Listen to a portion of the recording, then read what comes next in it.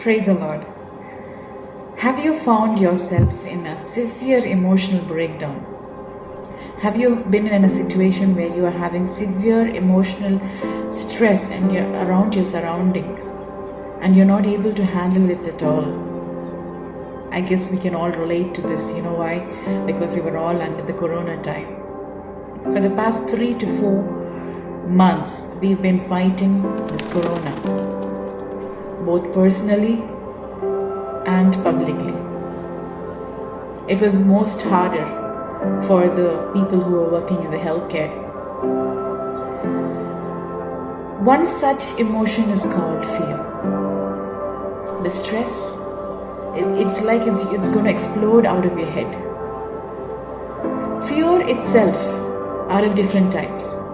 Fear of death, fear of life, fear of debt, fear of not being accepted by the society, by the community, by your own family, fear of loneliness, fear of depression. Some, because of fear, end up in committing suicide. Some run away from their own problems. They don't want to face their problems. Some deal with their problems. Some don't deal with their problems. This is the main indicator that you have fear inside. Nobody is perfect. Everybody has fear. Some people really want to tell it out. They want to discuss it out. But some, they want to hide it. They do not like to reveal it. I am Ruth Charly, working in one of the hospitals of Kuwait. Let me just explain to you one of my journey, my small journey, where I experienced severe fear. Since I work as a radiographer in one of the hospitals for 1 year, actually we receive a lot of patients who were affected with COVID. Most of our technicians also got affected. We lost one of our colleague. His name is Jerry.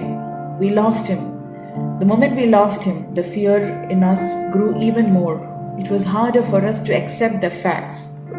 We were not able to distinguish between the reality and the present situation that we were in at that moment. It was so hard on us. I'm sure all of you can relate to this, because the moment we were coming in for duties, we were all under severe stress, wearing the masks, the gown, the glasses, the gowns that we were wearing. Everything was so hard on us. We were not used to this kind of a closed garment that we were using. But we had to use it to protect our families and ourselves also, and even our colleagues. One fine day while I was just going back to my home, I had a severe wheezing. And it was so hard that I was not able to breathe at all. At that moment, I was just looking around. I couldn't see anybody. All I felt was just asking God, please help me to just at least get into my cab. I felt a supernatural push on my back, and I somehow got into the cab. The moment I started from here and I reached to my home, one of my dear doctor friends prescribed a medicine for me, and I started on that medication. I also called up my spiritual family and asked them to pray for me. The moment they started praying for me, I could feel the Lord's hand on my life, on my breath issues that I had. Sometimes it is very important, whatever situation that you are going through, to call up your spiritual family and ask them to pray for you, because during that time, that is when you will really feel the difference. As the days went by, I had headaches, body pain. So all these symptoms were of COVID-19. Since I had a doubt that it might have been COVID-19, I asked my authorities and I went to have a checkup. I gave my test myself, and the next day when I went to check, I didn't have it.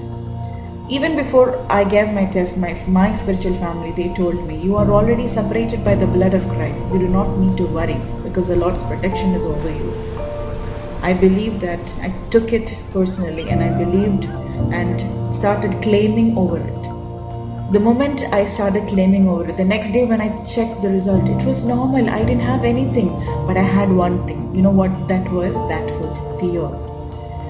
You know, when fear grips your mind, it really will not allow you to even think properly. However prayerful you would have been, prayerful in the sense you would have been the most spiritual person at that moment, but one point or the other, you would have had this fear. Fear is the seed of devil, and the moment he puts the seed in your heart, it will just grow like a weed. It does not need water, but it needs the weakest area of your body. It will actually physically disable you. But remember, my friends, the Lord has already taken victory over everything that of this world that we are facing. No matter what issues we are facing, it's God's hand on our lives. He is the one who will take care of us, and His grace is more sufficient for us. Also, one more thing, God reminded me of one thing. When Paul and Silas was there in the prison, even when they were chained up, their hands were cuffed, their legs were cuffed, even when they were cuffed, they praise the Lord. Are we able to praise the Lord even in such situations? I know if our hands are not being cuffed, and physically if our legs are not being cuffed, mentally we are in a bonded situation. I'm sure we would have all gone through that emotional feeling during these 3 to 4 months. Were we able to praise the Lord? The difference between a spiritual child and a manly person who's in the world, the difference between them is that even under stressful conditions, you would praise the Lord. Were you able to do that? My question is that. Were we able to do that even under situations like this? Paul and Silas started praising the Lord. The moment he started praising the Lord, the prison walls shook, it broke, it cracked, and the angels came in and uncuffed them, and they got rescued. While on the other side, a whole lot of people in the church were praying for them. This is what we should do even under such conditions. No matter what problems you're going through, does not matter. You might be sick, you might have financial issues, you might be going through a lot of family related problems and marital situations. You might not be in a situation you do not want to tell your problems out to anybody. Whatever situation you are in, He knows and He will take care of you. Are you able to trust Him? The difference between a spiritual child and a normal person is that even under such situations, will you be able to trust Him? Were you able to trust Him during these times? Have you seen? Can you relate to these issues that I have spoken right now? I hope that this testimony that I am giving you is a blessing to all people who are under healthcare.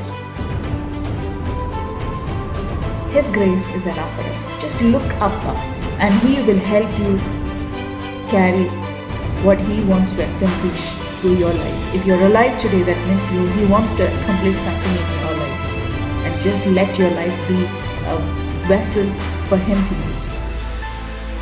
I hope that this testimony has become a blessing for all of you. God bless you.